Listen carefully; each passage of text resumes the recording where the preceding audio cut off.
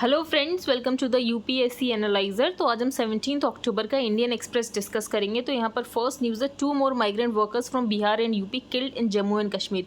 तो जम्मू एंड कश्मीर में civilian killings देखी जा रही हैं कुछ टाइम से।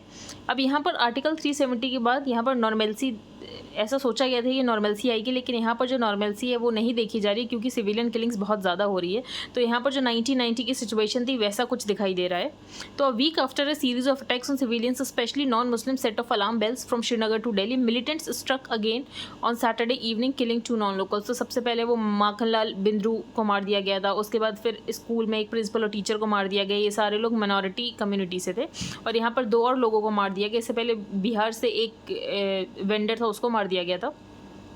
तो यहाँ पर जब डीजीपी से पूछा गया तो यहाँ पर डीजीपी का ये कहना है कि सिक्योरिटी लैप्स नहीं हुआ है, क्योंकि अब सबको तो सिक्योरिटी नहीं दी जा सकती और मिलिटेंट्स के लिए जो सिविलियंस है वो सॉफ्ट टारगेट्स हैं, उनको वो ईजिली टारगेट करके मार दे रहे। तो यहाँ पर सबको सिक्योरिटी भी नहीं प्रोवाइड की जा सकती है। तो अगर आप यहाँ पर डीजीपी होते तो आप क्या करते, तो ऐसी आप केस स्टडी को सोच सकते हैं। अब यहाँ पर नेक्स्ट हम डिस्कस करेंगे पूछ ऑपरेशन स्टिल ऑन। तो यहाँ पर पूछ में ऑपरेशन चल रहा है क्योंकि वहाँ पर जो मिलिटेंट्स है वो फॉरेस्ट में ऐसे हाइड किए हुए हैं। तो the operation to flush out militants hiding in forest in the border district of Poonch in Jammu and Kashmir has claimed the lives of 9 army personnel so far. तो यहाँ पर लगभग 9 आर्मी पर्सनल की जान जा चुकी है। संडे की न्यूज़पेपर में ज़्यादा कुछ इंपॉर्टेंट आता नहीं है, तो जो भी है मैं वही डिस्कस कर दे रही हूँ। अब यहाँ पर नेक्स्ट न्यूज़ है, कांग्रेस स्टिक्स टू गांधीज। तो यहाँ पर CWC की मीटिंग थी, कांग्रेस वर्किंग कमेटी की। तो यहाँ पर जो सोनिया गांधी है वो अभी भी प्रेसिडेंट रहने वाली हैं। तो at the first meeting of the Congress working committee in 5 months, Sonia Gandhi set an unambiguous message. जो रेंस है पार्टी की वो उनके हाथ में रहने वाली है, तो ये फैमिली के हैंड में ही रहने वाली है। और साथ ही जो G23 लीडर्स जो बात कर रहे थे कांग्रेस में कि कांग्रेस में लीडरशिप की कमी है, तो इन्होंने उनको टारगेट किया कि कांग्रेस में कोई लीडरशिप की कमी नहीं है and she is a hands on Congress president. तो हम आगे चलते हैं। अब यहाँ पर बांग्लादेश में अटैक हो रहा है और इससे पहले दुर्गा पूजा के पंडाल में अटैक हुआ। अब यहाँ पर सेकंड अटैक देखा गया। तो an ISKCON temple in Bangladesh was vandalised और यहाँ पर एक डिवोटी को मॉब के द्वारा मार दिया गया। तो यहाँ पर बेसिकली कम्युनल डिसहार्मनी क्रिएट करने की कोशिश की जा रही है बांग्लादेश में। और न्यू दिल्ली ने भी बात देखी और न्यू दिल्ली ने रियलाइज़ किया कि कोऑर्डिनेटेड और ऑर्केस्ट्रेट मूव है, जो कि कोशिश की जा रही है कि कम्युनल टेंशंस बांग्लादेश में हो। तो यहाँ पर बेसिकली जानबूझ के ऐसा किया जा रहा है कि कम्युनल टेंशंस हो। तो यहाँ पर जो बांग्लादेश है, तो बांग्लादेश ने पैरामिलिट्री फोर्स भी लगा दी, लेकिन उसके बाद भी यहाँ पर लोगों को प्रोटेक्ट नहीं किया जा पा रहा है क्योंकि लगातार 2 अटैक हो चुके हैं। तो the attack on the ISKCON temple and Noakhali shook the Hindu community there. उसके बाद फिर प्रोटेस्ट देखने को मिले। सोर्स का ये कहना, पॉसिबल इन्वॉल्वमेंट यहाँ पर इस्लामिक के एक्सट्रीमिस्ट ग्रुप का हो सकता है, जो कि ट्रबल को कॉज करने की कोशिश कर रहे हैं और कम्युनल कन्फ्लिक्ट लाने की कोशिश कर रहे हैं। अब हम आगे चलते हैं। तो ये वाला केस तो आपको पता है, जो दलित लेबरर को यहाँ पर निहंग्स ने मार दिया और उसके बाद उसके हाथ और पैर चॉप ऑफ करके उसे कुछ बैरिकेड से यहाँ पर लटका दिया गया था। तो यहाँ पर अब जो निहंग्स है वो सरेंडर कर रहे हैं, शायद 2 निहंग्स ने सरेंडर कर दिया है। और जो संयुक्त किसान मोर्चा जो कि फार्मर्स के प्रोटेस्ट को लीड कर रहा था, उसने बिल्कुल डिस्टेंस बनाया है कि उसका इस केस से कोई लेना देना नहीं है। और यहाँ पर जो भी लॉ एंड ऑर्डर सिचुएशन, यहाँ पर निहंग्स को अपने हाथ में नहीं लेनी चाहिए थी। और अगर डेसेक्रेशन हुआ भी था तो यहाँ पर डेसेक्रेशन के लिए उनको पुलिस में कंप्लेन करनी चाहिए थी, लेकिन ये खुद से कोई स्टेप नहीं लेना चाहिए था। अब हम आगे चलते। फर्टिलाइज़र की कमी हो गई इंडिया में, जिसकी वजह से यहाँ पर फर्टिलाइज़र के प्राइस तो ज़्यादा थे ही, तो यहाँ पर गवर्नमेंट ने सब्सिडी बढ़ा दी थी ताकि जो फार्मर्स को महंगा ना लगे यहाँ पर फार्मर्स को महंगा ना लगे फर्टिलाइज़र। लेकिन उसके बाद अब फर्टिलाइज़र की कमी, जब फर्टिलाइज़र है ही नहीं तो सब्सिडी का तो कोई मतलब ही नहीं है। तो यहाँ पर डाई अमोनियम फॉस्फेट की कमी आ गई। यूरिया के बाद जो सबसे ज़्यादा यूज़ किया जाता है वो यूज़ किया जाता है डाई अमोनियम फॉस्फेट, तो containing 46% phosphorus which is necessary for root establishment. तो यहाँ पर जो डाई अमोनियम फॉस्फेट है वो रूट एस्टैब्लिशमेंट के लिए बहुत ज़्यादा ज़रूरी होता है और ग्रोथ के लिए बहुत ज़्यादा ज़रूरी होता है, लेकिन यहाँ पर डाई अमोनियम फॉस्फेट की कमी हो गई है। तो लास्ट ईयर ही फर्टिलाइजर के प्राइसेस बढ़ गए थे। The main reason for the precarious stocks is surging global prices. तो ग्लोबल प्राइसेस फर्टिलाइजर के बढ़ रहे हैं। उसके बाद नरेंद्र मोदी गवर्नमेंट ने अक्टूबर 12 को डिसीजन दिया था कि इंक्रीज कर देते हैं जो DAP की सब्सिडी है। तो यहाँ पर डाई अमोनियम फॉस्फेट की जो सब्सिडी उसको बढ़ा दिया गया था ताकि MRP ज़्यादा ना लगे फार्मर्स को। तो the decision was taken to make it viable for fertiliser firms to import and also stop them from raising MRP to sharply. लेकिन मेन कंसर्न तो अवेलेबिलिटी का, यहाँ पर सरकार ने इंसेंटिव दे दिया लेकिन उसके बाद अवेलेबिलिटी नहीं है। तो has the higher subsidy come too late, क्या जो सब्सिडी है वो क्या काफ़ी लेट आई? तो अब ये तो बस सोचने वाले विषय हैं। अब यहाँ पे इस्कॉन टेम्पल के लिए यहाँ पर जो बांग्लादेश है उसने अपनी elite anti crime rapid action battalion लगा दिया, लेकिन उसके बाद भी हम यहाँ पर देख रहे हैं लगातार अटैक्स हो रहे हैं। आगे हम चलते हैं। इस पेज पर कोई भी इंपॉर्टेंट न्यूज़ नहीं है। अब जैसे आपने 2 सेकुलरिज्म पढ़े होंगे, एक वेस्ट का सेकुलरिज्म है और एक हमारा सेकुलरिज्म। तो हमारा जो है वो पॉजिटिव सेकुलरिज्म है। तो यहाँ पर जैसे कि दिल्ली के चीफ मिनिस्टर ने डिसाइड किया कि वो विधानसभा में अब सारे जो फेस्टिवल्स हैं उनको सेलिब्रेट करेंगे इररिस्पेक्टिव ऑफ रिलीजन। आगे चलते हैं। अब यहाँ पर एयर क्वालिटी दिल्ली की वापस से पुअर हो रही है, तो बस मुझे आपको ये बताना था। जो सफ़र है वो आता है मिनिस्ट्री ऑफ अर्थ साइंसेज के अंदर। तो the system of air quality and weather forecasting and research under the union ministry of earth sciences and the Indian institute of tropical meteorology Pune. तो ये इंपॉर्टेंट नहीं है, बस आपको सफ़र पता होना चाहिए, मिनिस्ट्री ऑफ अर्थ साइंसेज के अंदर आता है। अब हम आगे चलते हैं। तो यहाँ पर डेंगू के केस राइज हो रहे हैं। तो यहाँ पर दिल्ली गवर्नमेंट का एक कैंपेन है जिसका नाम है 10 हफ्ते 10 बजे 10 मिनट। तो बेसिकली हर संडे को 10 बजे ऐसे आसपास देखना होता है 10 मिनट की, कहीं जो पानी है वो कहीं ऐसे पानी ठहरा हुआ तो नहीं है, और अगर कहीं स्टैग्नेंट वाटर है तो फिर या तो उसको ड्रेन कर दो, नहीं तो उसके ऊपर एक ऑयल की फिल्म लगा दो ताकि यहाँ पर डेंगू ना फैले।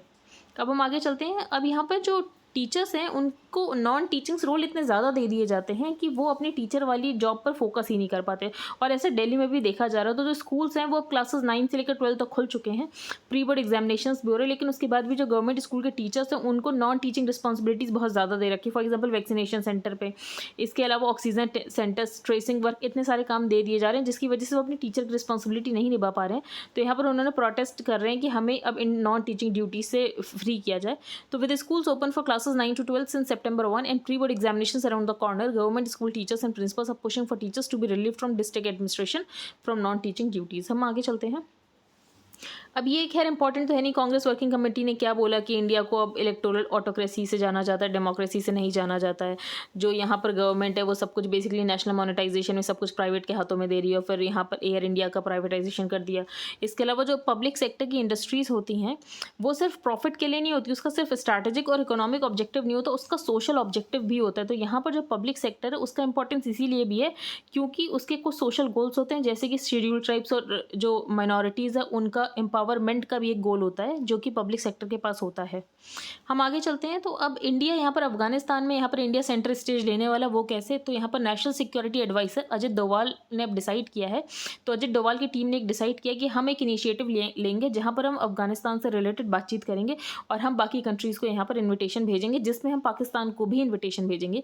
तो Sunday express is learn that the countries top security establishment the national security council secretariat. तो यहाँ पर नेशनल सिक्योरिटी काउंसिल सेक्रेटेरिएट जो कि अब ऑर्गेनाइज करने वाला कॉन्फ्रेंस, जिसमें जो भी की रीजनल लीडर्स उनको यहाँ पर इनवाइट किया जाएगा।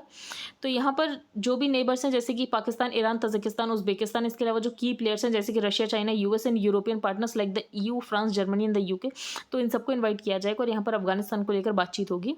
तो it is learn that Pakistan NSA Moeed Yusuf is also likely to be invited for the conference. तो यहाँ पर पाकिस्तान के NSA भी होंगे। तो 2016 के बाद अब पाकिस्तान से बात हो रही है, इससे पहले पाकिस्तान से बात होनी बंद हो गई थी। तो New Delhi is exploring dates in November, तो हो सकता है नवंबर में कॉन्फ्रेंस हो। इससे पहले मॉस्को फॉर्मेट में रशिया भी बात कर रहा है अफगानिस्तान की सिचुएशन को लेकर, जिसमें उसने इंडिया को इन्वाइट किया है। अब यहाँ पर रशिया पहले कह चुका है जो इंडिया का रोल है वो यहाँ पर अफगानिस्तान में पोस्ट कन्फ्लिक्ट होने वाला था, और उसके बाद रशिया ने हमें इनवाइट भी किया है। अब हमारी कुछ डिमांड्स है अफगानिस्तान को लेकर कि अफगानिस्तान में जो तालिबान डिस्पेंसेशन है वो कैसी होनी चाहिए। तो पहली बात कि ये टेररिज्म को सपोर्ट ना करे। दूसरी बात, जो इसका एडमिनिस्ट्रेशन होना चाहिए वो इंक्लूसिव होना चाहिए और माइनॉरिटीज़, विमेन और चिल्ड्रन सबके राइट्स प्रोटेक्टेड होने चाहिए।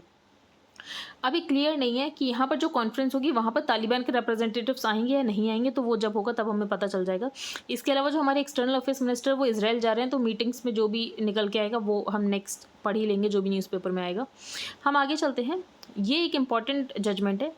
अब यहाँ पर क्या है, एक एक्ट है, इस एक्ट का नाम है गोवा पब्लिक गैम्बलिंग एक्ट 1976। तो इसके अंदर जो टूरिस्ट हैं वो तो कसिनो में जाके गैम्बलिंग कर सकते हैं, लेकिन जो परमानेंट रेसिडेंट्स है गोवा के वो कसिनो में जाके गैम्बलिंग नहीं कर सकते। तो यहाँ पर एक इंसान ने पिटीशन डाली कि कैसे ये कॉन्स्टिट्यूशन में हमारे फंडामेंटल राइट्स को वॉयलेट करता है।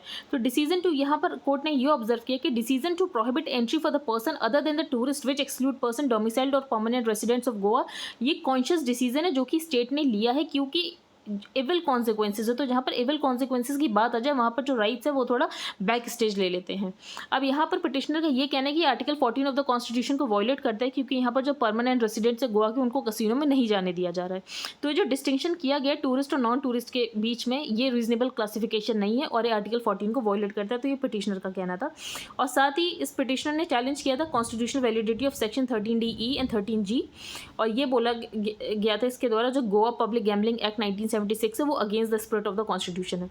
तो यहाँ पर कोर्ट ने ये ऑब्जर्व किया, एनी पर्सन हु, अब इस एक्ट में ये लिखा है any person who is a permanent resident और इज डोमिसाइल्ड इन गोवा, तो कोई भी पर्सन जो डोमिसाइल्ड गोवा में है तो परमानेंट रेसिडेंट है गोवा का, वो कसिनो में नहीं जा सकता या फिर ऐसे किसी एरिया में नहीं जा सकता जहाँ पर बेसिकली गेमिंग या गैम्बलिंग होती है। तो और प्लेसेस और areas where gaming activities are actually conducted as authorised under section 13A of the act.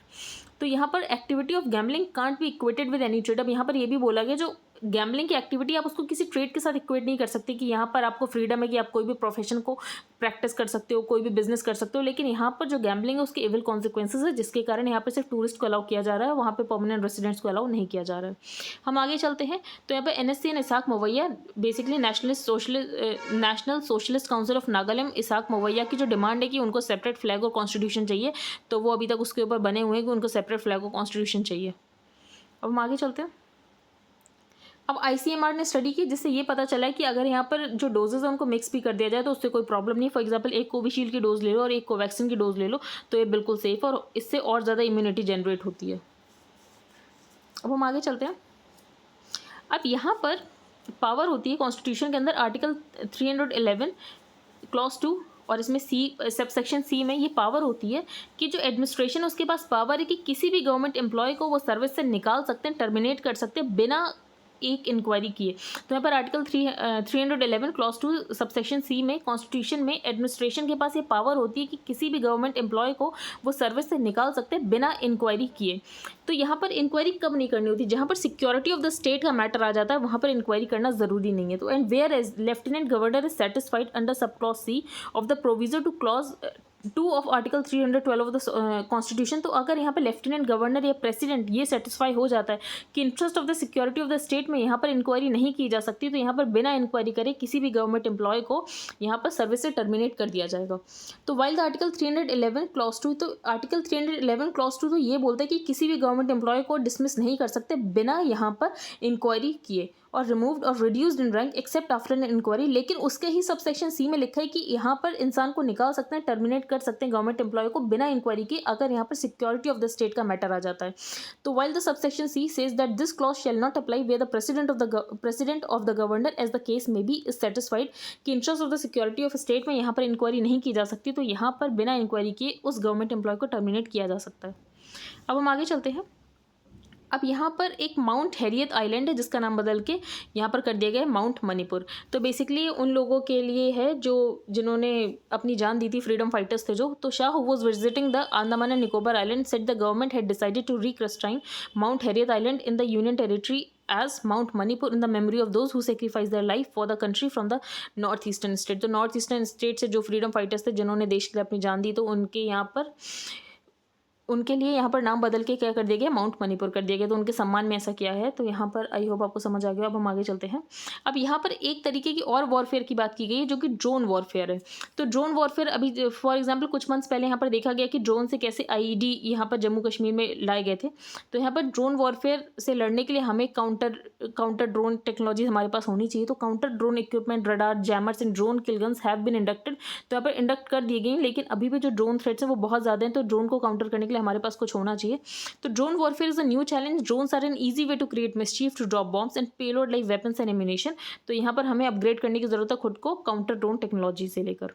अब यहाँ पर mindset that harms human rights. तो अभी आपको पता है कि 28 नेशनल ह्यूमन राइट्स कमीशन का 28th सेलिब्रेशन था। तो यहाँ पर प्राइम मिनिस्टर ने कुछ बातें बोली, तो यहाँ पर काउंटर किया गया उनको। तो इन रिसेंट ईयर्स जैसे ही प्राइम मिनिस्टर ने ये बात बोली कि ह्यूमन राइट्स को यहाँ पर जो लोग हैं वो अपने अकॉर्डिंग इंटरप्रेट करते हैं कि जहाँ पर उनको फ़ायदा दिखता है और वहाँ पर ह्यूमन राइट्स वायलेट होते हैं तब तो वो आवाज़ उठाएंगे, लेकिन जहाँ पर उनको फ़ायदा नहीं दिखता है तो वहाँ पर ह्यूमन राइट्स वायलेट होंगे तो वो आवाज़ नहीं उठाएंगे। तो बेसिकली यहाँ पर जो पार्टीज़ है वो ह्यूमन राइट्स को पॉलिटिकल लेंस से देखती हैं।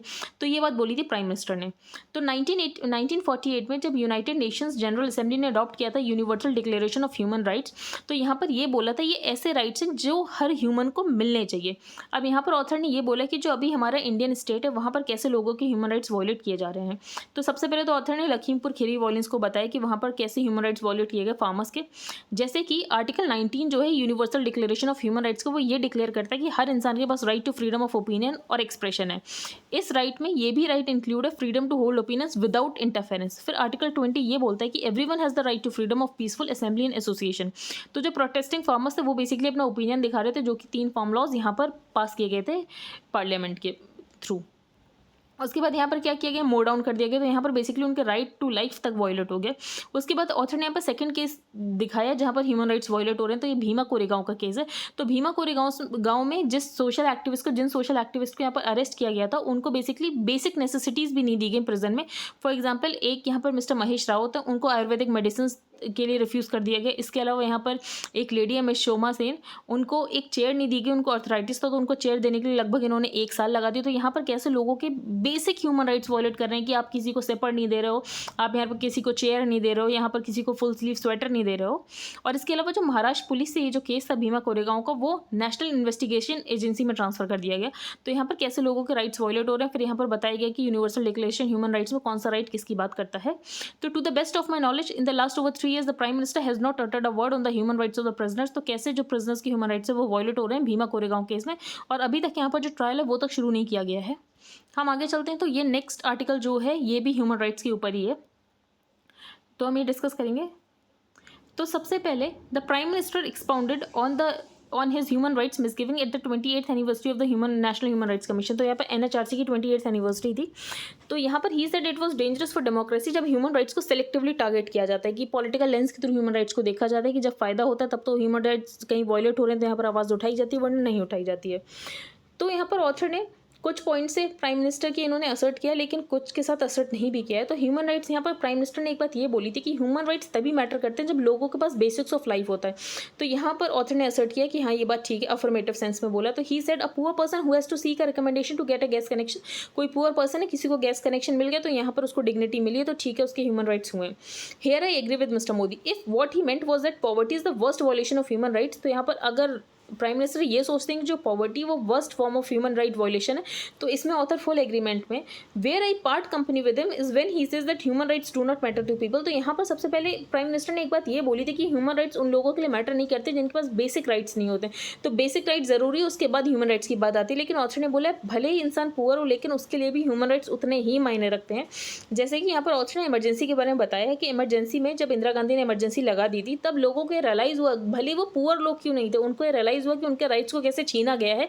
इसकी वजह से जो इंदिरा गांधी थी वो नेक्स्ट इलेक्शन हार गई थी। तो यहाँ पर ये बात बोली गई, has he forgotten that the reason why Indira Gandhi and son lost their own seats in 1977 was because ordinary very poor Indians felt that their rights had been taken from them when the men were carted off to be sterilise. जैसे लोगों के sterilisation किया जा रहा था, जो Holmes थे उनको बुलडोज कर दिया गया था क्योंकि दिल्ली को ब्यूटीफाई करना था। तो यहाँ पर जो पुअर लोग थे उनको भी पता था कि उनके ह्यूमन राइट्स वॉयलेट हो रहे हैं, इसी कारण उन्होंने नेक्स्ट इलेक्शन में वोट नहीं दिया। आगे हम देखते हैं ह्यूमन राइट्स, भले चाइना में लोगों के लिए ह्यूमन राइट्स मैटर ना करें क्योंकि चाइना डेमोक्रेसी नहीं, लेकिन इंडिया डेमोक्रेसी, यहाँ पर डेमोक्रेसी इतनी ज़्यादा डीप रूट्स में है कि सबको ह्यूमन राइट्स पता है कि उनके कुछ ह्यूमन राइट्स और उनके राइट्स वॉयलेट नहीं हो सकते। फॉर एग्जांपल किसी ने कभी राइट्स देखे ही नहीं तो उसको पता ही नहीं है कि राइट्स कैसे होते हैं, लेकिन इंडिया में सबने राइट्स देखे तो उन्हें पता है कि राइट का एंजॉयमेंट कैसा होता है और वो इन राइट्स को कभी नहीं जाने देंगे। अब हम आगे चलते हैं।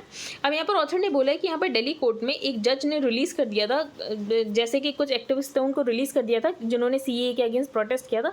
तो यहाँ पर उस जज को क्या किया, लास्ट वीक ट्रांसफर कर दिया टू अ लोअर कोर्ट। तो ऐसा किया जा रहा है by the government, by the ruling dispensation. तो when it comes to using preventive detention, तो यहाँ पर जो सरकार है वो प्रिवेंटिव डिटेंशन को कैसे यूज़ कर रही है। जैसे कि उत्तर प्रदेश में जो चीफ मिनिस्टर है योगी आदित्यनाथ, जो भी सीएए के अगेंस्ट जिन्होंने प्रोटेस्ट किया था, कुछ पब्लिक प्रॉपर्टी यहाँ पर टूट फूट गई थी, तो क्या किया है, उनकी प्रॉपर्टीज कन्फिस्केट कर ली गई है बाय द यूपी गवर्नमेंट। तो when it comes to using preventive detention laws as a weapon, the prime minister favourite chief minister Yogi Adityanath has gone ahead of him by not just jailing people who disagree with him but confiscating their properties as well। तो यहाँ पर लोगों को सिर्फ jail नहीं किया बल्कि उनकी प्रॉपर्टीज को भी कन्फिस्केट कर लिया गया है। तो इसमें कुछ लोग ये थे जिन्होंने सिटीजनशिप अमेंडमेंट एक्ट के लिए बस प्रोटेस्ट किया था और यहाँ पर उनकी प्रॉपर्टीज को कन्फिस्केट कर दिया गया है। अब हम ये आई होप आपको समझ आ गया हो। अब हम आगे चलते हैं। तो यहाँ पर बेसिकली ऑथर ने ये बोला अगर ह्यूमन राइट्स नहीं है तो कोई डेमोक्रेसी नहीं है, तो without human rights there will be no democracy. तो अगर हमें डेमोक्रेसी मेंटेन रखनी तो लोगों को ह्यूमन राइट्स देना बहुत ज़रूरी है।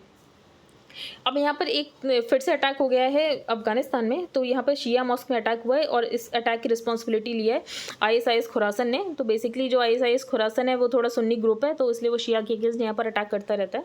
तो Taliban authorities pledge to step up security. तो यहाँ पर तालिबान अथॉरिटीज़ ने प्लेज किया कि जो शिया मॉस्क हैं वहाँ पर ये लोग सिक्योरिटी बढ़ा देंगे। आगे चलते हैं। अब यहाँ पर आपको ये पता होगा जब यूएस फोर्सेस जब विड्रॉ कर रही थी तब वहाँ पर एयरपोर्ट पर अटैक हो गया था। तो उस अटैक की रिस्पॉन्सिबिलिटी भी आईएसआईएस खुरासन ने ली थी। यहाँ पर उसके बाद यूएस ने ड्रोन अटैक किया था। जब यूएस ने ड्रोन अटैक किया था तो बेसिकली यूएस ने कुछ इनोसेंट लोगों को भी मार दिया था उस स्ट्राइक में।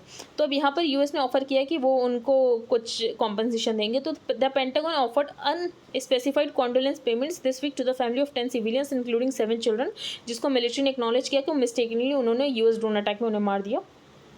अब हम आगे चलते हैं।